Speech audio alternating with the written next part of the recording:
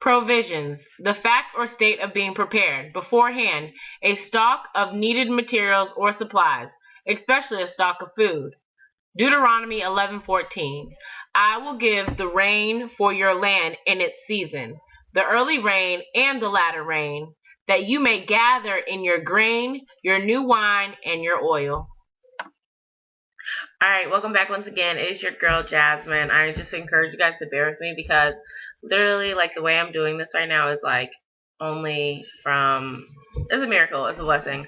My computer actually broke, and so my hard drive works and my camera works. My like screen is completely broken. Like, it is just like the enemy, because I'm in the process of writing like 10 books right now, and I have probably like over 500 pages in 2 months, and literally like my screen's broken. So I am able to hook my computer up to a monitor so that I can do my lessons still, because I still want to do the things in which I'm called to do. You know, nothing is going to stop me from doing what God has called me to do. I will try to make a way in any type of way, because I love God and I love the things in which He has called me to do.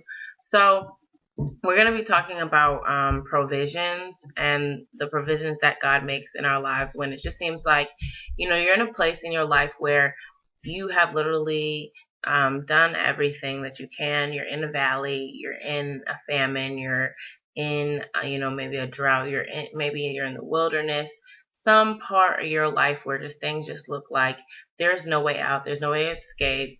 It seems like the more you try to even like get out of the situation that you're in, it just seems like things just keep getting worse and worse. And that the only person who can get you out of the place in which you are in is God. And I'm going to let you guys know, if you do decide that you are going to have someone else try to get you out of the situation that you're in, you're only going to cause yourself to get back into bondage and damage, because when we have other people get us out of our situation in which we're in, it kind of like plays as if they're your savior. And so because of that, then they'll be able to be like, well, no, I saved you out of the situation, or I did this. But in all reality, God has to be the person who makes the way when it seems like there is no way. So I just encourage you guys just to stay tuned for the lesson, and I love you guys so much. God bless. Peace. Alright, you guys, so we're going to start in Judges chapter 7, and we're going to look at verses 7 through 8 to start off at. But there's certain words that I want you guys to pay attention to as we carry on, because they're very key to this lesson. So it says, and then the Lord said to Gideon, by the 300 men who lapped, I will save you and deliver you into the Midianites into your hand. Let all the other people go, every man to his place. So the people took provisions and their trumpets in their hands, and he sent away the rest of Israel, every man to his tent, and retained those 300 men. Now the camp of Midian was below him in a valley. So here we are. And so one of the key words that I really want to look at is the word provisions. When you think about provisions, here it is, Gideon, God basically, they had like a huge army, and everything was so large, and then all of a sudden God tells you, okay, I want you to go into battle, and like it seems like God, as soon as you're about to go into battle, you have like everything together. You have all these things put together. Everything is in order. You have a large amount of people, people who are behind you, people who are supporting you. You have a whole bunch of, material things in which, you're able to fight your battle. It seems like you have everything in order to be able to fight your battle. But it gets to a point where God starts shifting things and removing things, saying, no, I don't need you to bring this into your battle. I don't need you to bring this into your battle. I don't need this to come into your battle. I just need a certain amount of things for you to be brought into your battle. So, it seems like here we see Gideon, and by the end of the day, they went from thousands of people to at least 300 people to go fight their battles. And all they needed in their hand were only to take provisions and a trumpet. When you think about the word provisions, when you define it's the fact or state of being prepared beforehand, or a stock of needed material or supplies. When you think about it, you can think about like food. Those are provisions. But God has certain provisions in which He needs us to. He has for us. God has provisions for us. So maybe the provisions in which they're bringing are the provisions in which God has given them to be able to fight this battle. Maybe you're in a time in your life where it seemed like, okay, you had so much on your, in your life. It seemed like everything was going great. And then all of a sudden you went through a time in your life where God just started taking things out, taking things out, taking things out. And then all of a sudden you're just left with your provisions and your trumpet in your hand. When we look at the word trumpet, when you look at the spiritual meaning of it, it represents a warning, or hidden things being revealed. Basically, it's like a proclamation of restoration. Basically, of course, they need their provisions because they're being, it's like preparation of beforehand, but they also need their trumpets because the trumpets are a place of restoration. Now, when you look at this, you're probably in a place where you are at your last. Like all you have is your trumpets and your provisions, and God has showed you a vision of where it is that He is taking you in your life, and you have literally nothing else but the vision of which it is that God is taking you in your life. That is all you have to hold on to. And it seems like it's not a lot, but it is enough for, God can do anything with just what He has. So I'm going to put up the first few questions, and then we're going to carry on. All right, you guys? Has the season in your life left you with nothing to hold on to but the vision in which God has given you? Does it look like your life is just a mess, but God is really working in on the background to reveal to others what He was doing in your life when it is all finished? Philippians 1 verse 6 says, being confident of this very thing, that He who has begun a good work in you will complete it until the day of Jesus Christ. Okay, guys, so we gotta look about how, provisions, the provisions in which we have may seem a little less than what we have, but it's enough, and we need to be happy and content in what we do have and able to go into our valley, into our battle.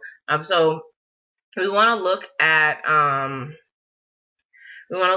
Genesis 42, verses 25 through 28. So basically what is happening here is Joseph had gotten sold into slavery. So there was a famine in the land. His brothers, his family were affected by the famine, so they go into Egypt to try to get food for them to eat. But Joseph recognized them. They didn't recognize Joseph, and so Joseph's a little upset. He wants to test them to see if they have changed their lives before he reveals himself to him and them, to see if, what it is that they were doing. Have they changed? Are they who they used to be? Or have they made the changes in which they need to change so that they could all reunite as a family? So in Genesis 42 verse 25, it says, then Joseph gave a command to fill their sacks with grain, and to restore every man's money to his sack, and to give them provisions for the journey. And he did for them. And thus he did for them. So they loaded their donkeys with grain and departed from there. But as one of them opened his sack to give his donkey feed at the encampment, in the mouth of his sack, there he saw his money, and there it was in the mouth of his sack. And so he said to his brothers, my money has been restored, and there it is in my sack. Then their hearts failed them, and they were afraid, saying to one another, what is it that God has done for us? To us. So when we look here, we have to understand that sometimes the provisions that are made, sometimes the things that are given back to us, we don't really appreciate them. Here, God seemed like he was preparing them for what it is that was about to come. See, Joseph knew that they would have to return back to the land. He told them to come back and return. And so because he knew that they were going to return, he made provisions for them, because, he knew that at some point, they need to make their way back. It's kind of like when you look at the children of Israel when they go into the promised land and they're coming out of the wilderness.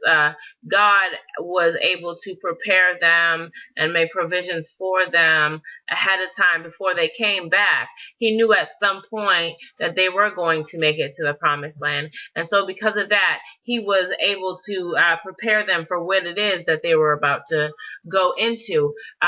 When you look right here, Jesus always makes provisions for you on your journey. Sometimes we don't even deserve what it is that he has given to us, but it's all part of his will to get you back to the place in which that he needs you to be. So you may be in a valley time in your life, but it does not matter if you're in the valley. God is going to make provisions for you to get back to the place where you need to be, because you can't just stay in the valley your whole life. There's some people who will stay in the valley their whole life because they don't need change.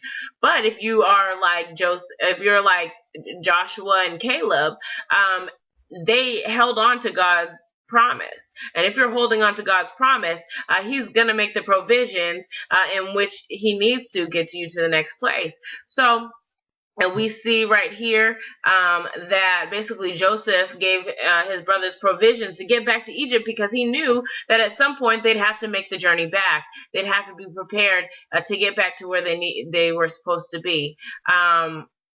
No matter how long it took, but when the time came, they had what it was that they needed to get back to where they needed to be, where God basically needed them to be, because, here they are, Joseph knew how much time the famine was going to be. Joseph knew, just like God knows how long your famine in your life is going to be, but Joseph knew how long the famine was going to be. It was going to be 7 years.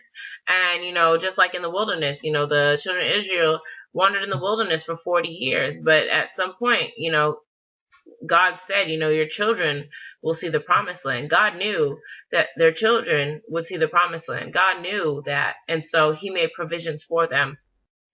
God knows how long our time of lack will be in our life. And even in the famine and the hardship, he's trying to make a way out. He's going to make a way out. Isaiah 43:19 says, "Behold, I will do a new thing, and now it shall spring forth, and shall you not know it? I will even make a road in the wilderness and rivers in the desert." So basically, those like times of famine may have hit you in your life. That does not matter. Whether you're in a valley place in your life, God will bring you out. Like, you will not just stay there your whole life. You may be at like the end of your rope. I know for me, like where I am right now, like I know that God is the only person who could bring me out of my situation. There is no turning back for me. There is no, sinking for me. There is no nothing, because I cannot stay in the place where I am now. I'm in between, crossing, the wilderness, the Jordan's right there, and then crossing over. You don't ever want to just stay stuck, the children, why would you ever want to stay stuck right in front of the Jordan in your life? There's no point of staying stuck in the Jordan in your life. You have to, at some point, you have to move forward. You can't just stay stuck in the place where you are. And especially if the place where you are can seem very painful and very stressful, and, it can get you in a place where, all you want to do is just like cry, because you're just stuck. But you can't stay stuck in that place for long. That's why God makes a way in these times. See, Joseph's brothers didn't know that they were going to get their family restored. So here is a place in Joseph's life where, God allowed this famine to come around in, their brothers' lives and all the land around Egypt, because Joseph was there. But they didn't know that the famine was only to allow their family to be restored. They didn't recognize Joseph. They didn't know that this was what God was about to do.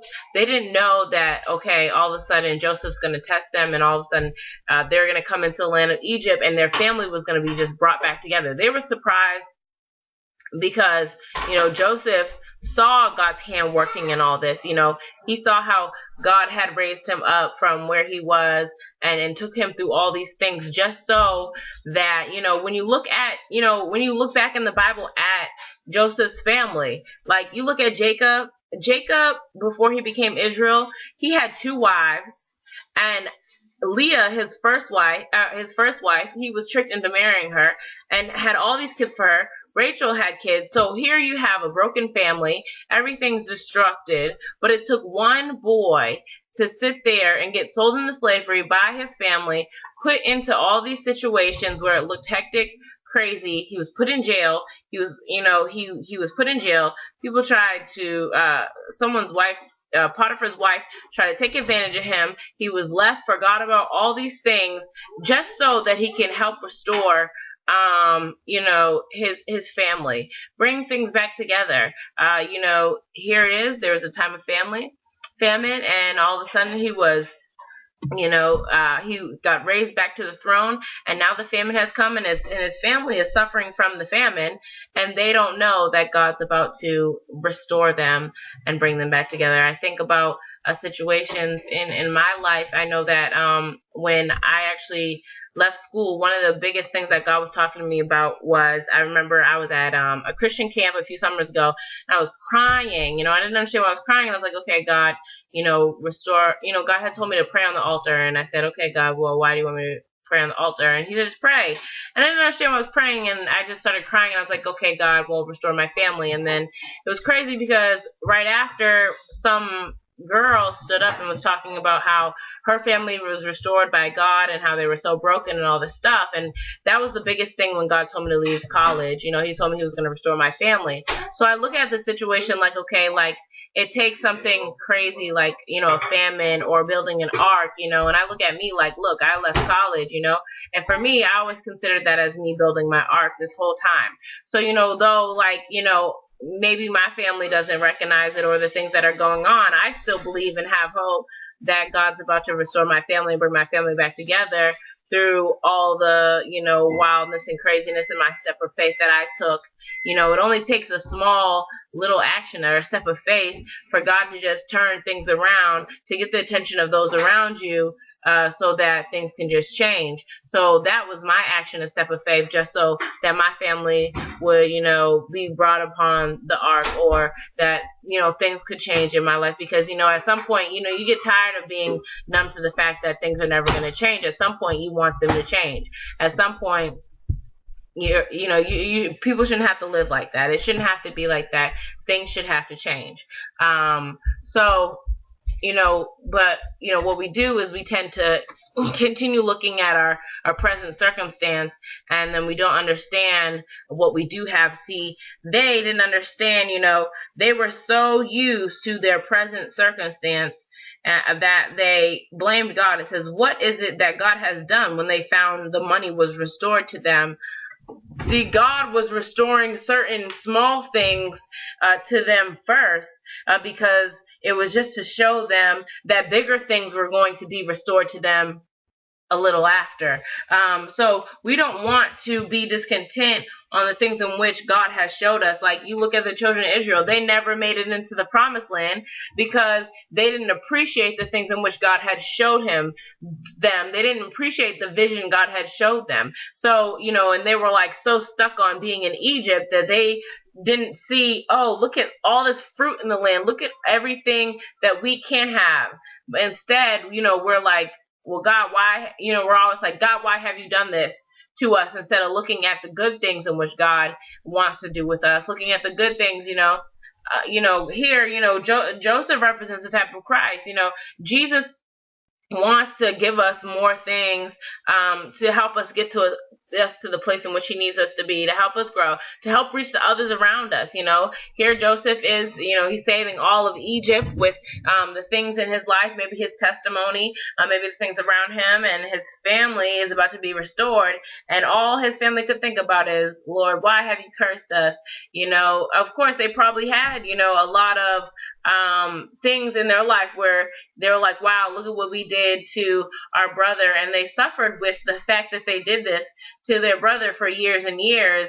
And, not even knowing that their brother just is at the point where is about to help them and save them. There could be people in your life where they dissed you your whole life, made you seem like you were nothing your whole life, and then all of a sudden God uses you just to save them. And and it's just crazy how life can be. So I'm gonna put up the next few questions, and then we're gonna carry on. Are you guys?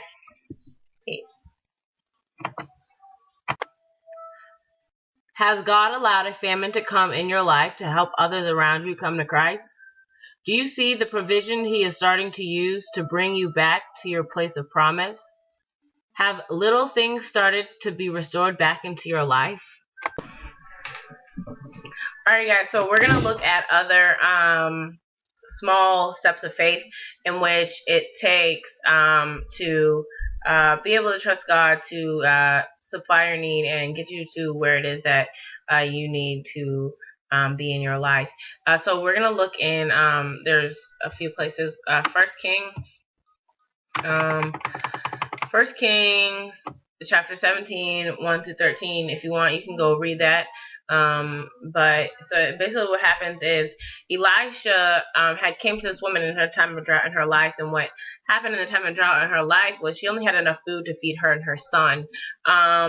And there may be a time in your life where you have a drought in your life, but you only have enough for you and your family. But it said right here, so the woman trusted. Basically what happened is Elisha told her, if you feed me first, then you will have some food. And sometimes we get in our flesh, well, what do you mean if I feed you first? What if I do for you first? What about my family's needs? What about, my son and me are going to die if I feed you first? What do you mean? But no, this woman had the faith enough to trust the man of God. Here it was that he was trusting the man of God, that what God was saying was truth. And so she gave the man some food, and as she gave the man some food, the next day there were some more food, and there were provisions made for the next day, and there was more, and there was more. As she kept coming back, there was more food every single day. Why? Because she trusted that God was going to make a way when she believed what Elisha had said. Elisha had been sent from God there to the woman to help make a way for the next day, for the next day, and for the next day. So we have to make sure that even with the little, God can do a lot. We think about the feeding of the 5,000. God used 5 loaves and 2 fishes to feed the 5,000. I remember when I was in college, I had a small little roll of hamburger meat, an onion, I think a green pepper, and 1 pack of noodles, spaghetti noodles, and then like a can of sauce, or a big can of sauce and a small can of sauce. And I fed over probably 20 college students, and was able to have food for the next day, and everyone was full, and literally prayed the prayer in the middle of the prayer and said, Lord, allow this to be like the 5 fishes and the 2 loaves of bread. And God did it, and we had leftovers for later, just like in the Bible it talked about how they had leftovers. So I was just thankful for how God provides. Even with just a little, he can still turn a little to a lot.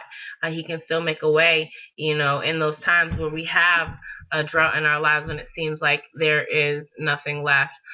So then we're also going to look at 2 Kings chapter 6 verses 1 through 7.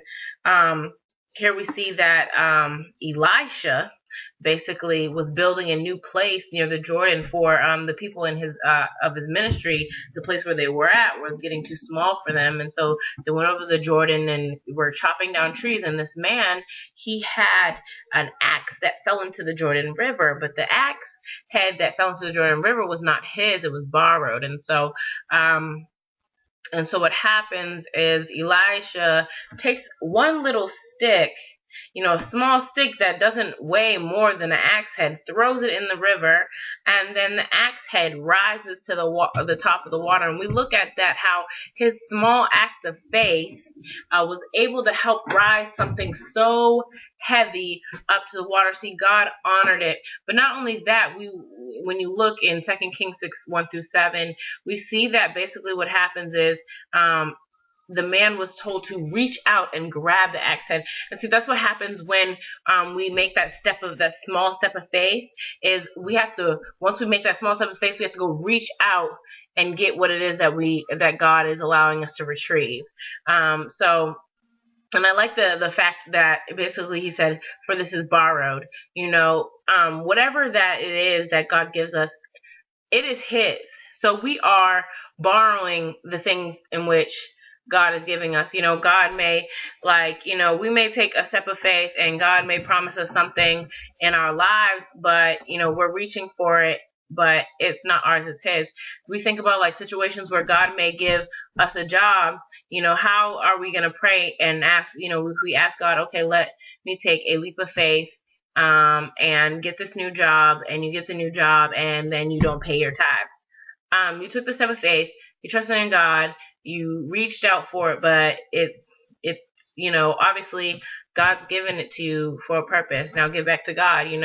God doesn't have to give you these things in life. God doesn't have to do these things for you, but He does them because He loves you. And a lot of time what we do is we get to a place in our lives where we get these small things after our step of faith and we forget all about God. And we need to realize that we cannot forget about God once we get to the place in which it is that God has called us to do. So make sure that when God does make a way after you make that throw or that leap of faith and throw your stick in the river, whenever your axe head comes up and you reach out for it, that you don't forget about God. But make sure too that you reach out for it, because what's the whole point of God making the way and you not reaching out and going to get what it is that He's trying to give to you? So I'm going to put up the next few questions and then we're going to carry on. All right, you guys? Peace. What is it that is your last in which God is trying to use to make an abundance with? Has your axe head fallen in the river and you can't seem to get it out, but a small action of faith will make it float? Are you taking actions to reach out for what God has shown you? Alright, you guys, so I'm going to bring you back to Judges, and basically we're going to look at one scripture in Judges, basically. So when they went to go peer over, basically God had told them to go down to the camp. A guy in the camp had got a dream that they were going to be delivered into the hand of Gideon's men. And basically, but it says in verse 12, it says, "Now the Midianites and the Amalekites and all the people of the east were lying in the valley, as numerous as locusts, and their camels were without number as the sand by the seashore in the multitude." Now, when you look at this scripture, it reminds us of back in Numbers 13, when the children of Israel were going to go into the promised land. So if you want to look in Numbers 13 verses 30-33, it says, "And then Caleb quieted the people before Moses and said, 'Let us go up at once and take possession, for we are well able to overcome it.'" So they're talking about the promised land. "But the men who had gone with him said, 'We are not able to go up against the people, for they are stronger than we.' And they gave the children of Israel a bad report of the land which they had spied out, saying, 'The land through which we have gone as spies is a land devoureth in its inhabitants, and all the people whom we saw in are men of great stature. There we saw the giants, the descendants of Anak, came from the giants.'" So here are Goliath's basically descendants. the giants of Antioch.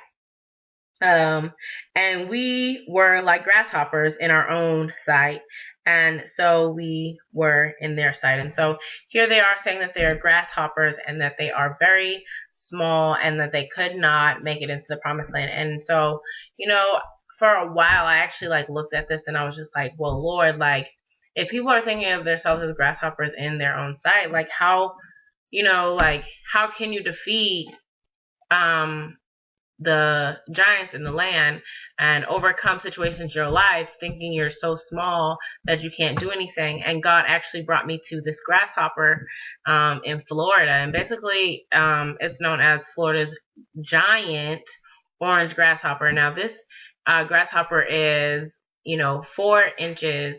It's pretty large as a grasshopper, but when we thought about when we saw back there in Judges, it talked about how their numbers in the multitude were basically like grasshoppers.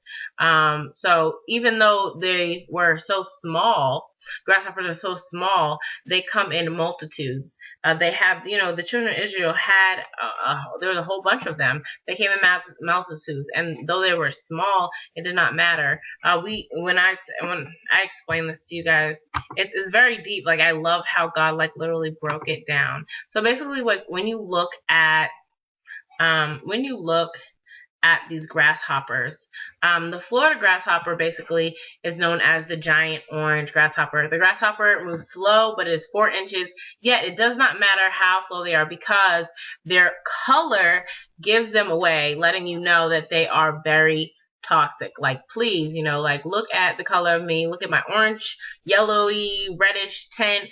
I am toxic. Do not mess with me. Basically, when they are upset, they will warn you by hissing, and they will squirt out a very irritating foam that will cause you to itch, and it smells so bad. And then when you look at this grasshopper, you'll see that even the farmers have a hard time killing these things because any insect repellent killers that they, pesticides that they go to spray do not destroy this insect. The only way to destroy this insect is by drowning them, basically in soapy water. And especially like they will destroy everything in their path. We look at like situations and things in the Bible, such as one of the famines, one of the plagues that, not famines, one of the plagues that came when they were coming out of Egypt was the locust. Now, the locust, of course, is a relative of the grasshopper, and when locusts come around, they destroy everything in their path. They are destructive. They are eaters. They will destroy everything that is around, especially in numbers. They cover a large amount of ground. Anything, a day, anything that they can sit there and munch on, they will munch on. They will destroy everything in their path. So even something so small can destroy so much. So when you think about grasshoppers, if we're grasshoppers and people see us as grasshoppers, well then let us think of us as being small in their sight. But we have to know that even grasshoppers, if we look at this giant grasshopper from Florida, that even though it's so small, it is toxic.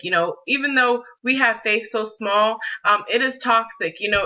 Faith the size of a mustard seed can move mountains. Here is this small little bug, but as soon as it it sprays its toxins, basically things will start to irritate those around it, irritate the enemy. Like we have the gospel, we can use the gospel. If we trust in God, if we trust that God's going to do what it does, it's going to irritate the enemy because the enemy knows that we are going to overcome. We look at the situations like when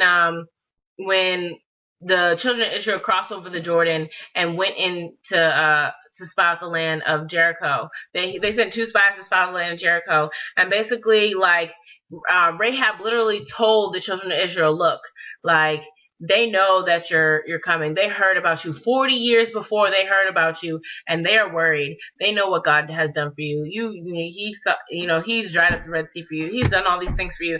They know that your God, what your God's going to do, and they know that when you come for us, they're going to actually lose this battle. And when they go to Jericho, Jericho was tightly shut up. Why? Because they were scared and afraid. They knew what was going to happen if God just allowed those walls to come down and got in. Because as soon as the wall goes down, they're vulnerable, and they know that God is going to do what he said he was going to do. He was going to take over Jericho. He was going to destroy Jericho, because Jericho needed to be destroyed. And because, but see, like here, they have, like, we look at the grasshopper, and the grasshopper has these colors. We could look at how bright his colors is. We think of people like Joseph. Joseph was a man of God. He was chosen. He had a coat of many colors. His colors made him stand out. His colors made him know that he was chosen. And what happened? All he had to do was speak what God was telling him, and it irritated his brothers enough to sell him into slavery. See, even though it's so small, but the colors stand out, even though it's so small, it doesn't matter. We're toxic. We have that faith, that small amount of faith that can cause so much damage, not physical harmful damage, but can break down walls, can change people's lives.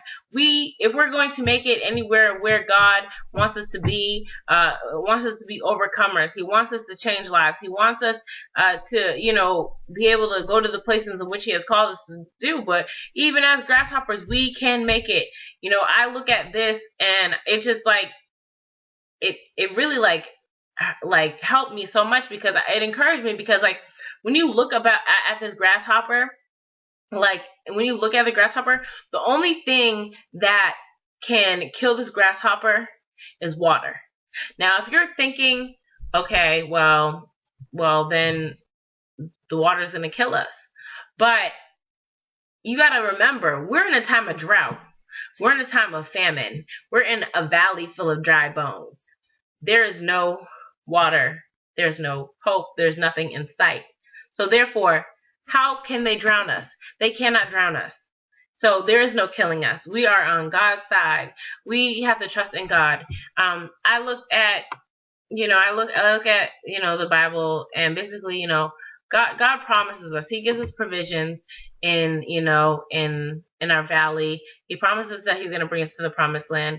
Even though there's giants who are probably in your way, even though you're in the wilderness, even though you're in the valley, even though you're in the famine, it does not matter.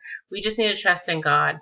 The Bible says in 2 Kings 3:16 through 17, it says, "And he said, Thus saith the Lord, make this valley full of ditches, for thus says the Lord, you shall not see the wind, nor shall you see the rain, yet the valley shall be filled with water, so that you, your cattle, and your animals may drink."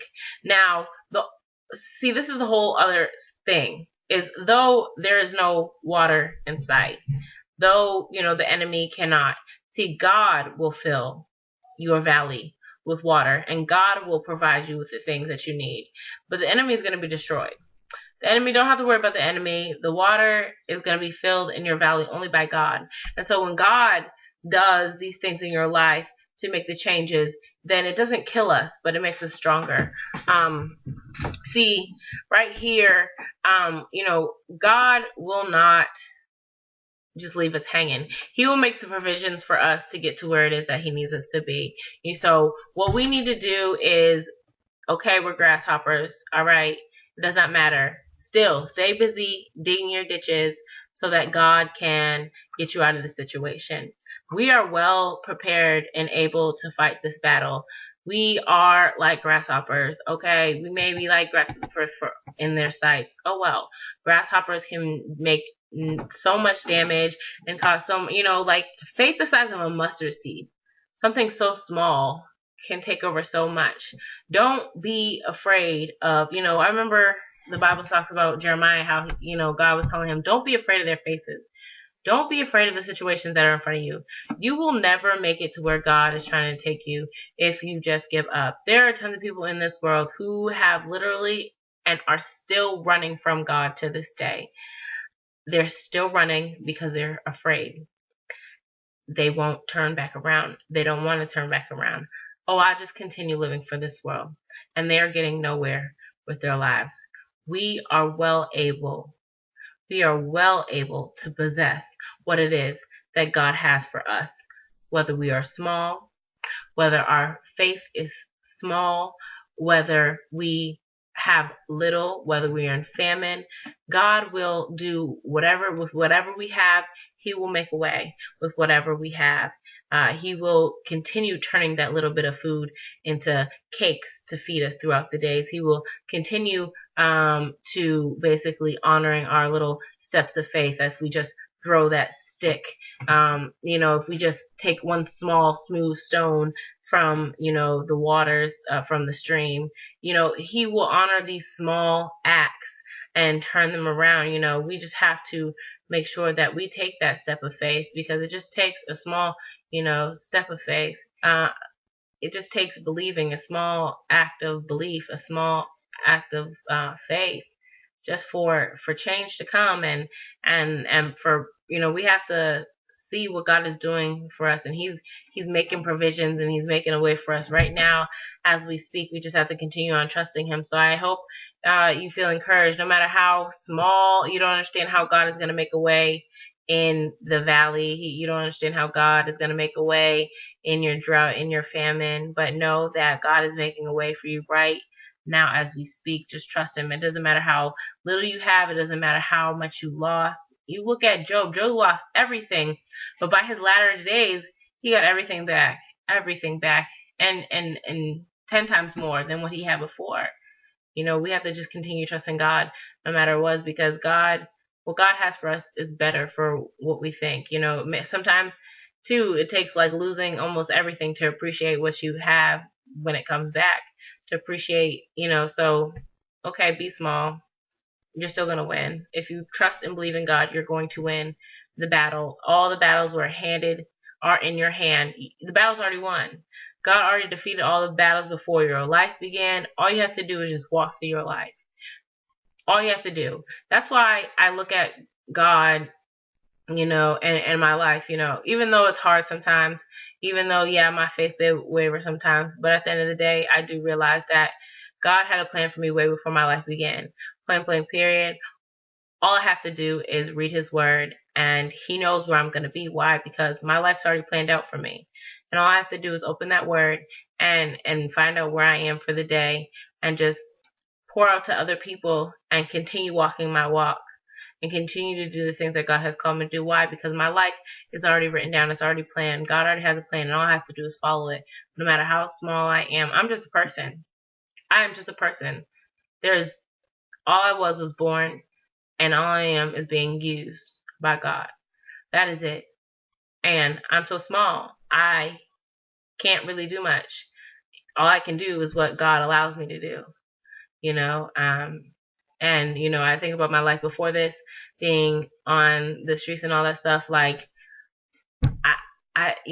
people didn't think I had anything in me, like, what does she have within her that, she can do in life? Like, nothing. No one had hope in anything that, I could do. It didn't look like I was going to get anywhere, and God can use what people see nothing in and turn it around and see something so much more. I was sitting actually in my house last night, and I was just like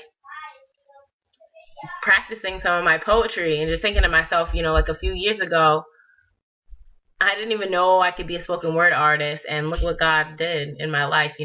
Something so small for me, just writing poetry, turned into something large, where I just go all over and I do my poetry and I minister to people. Like, God can change stuff in your life, no matter how small it is. I never thought that,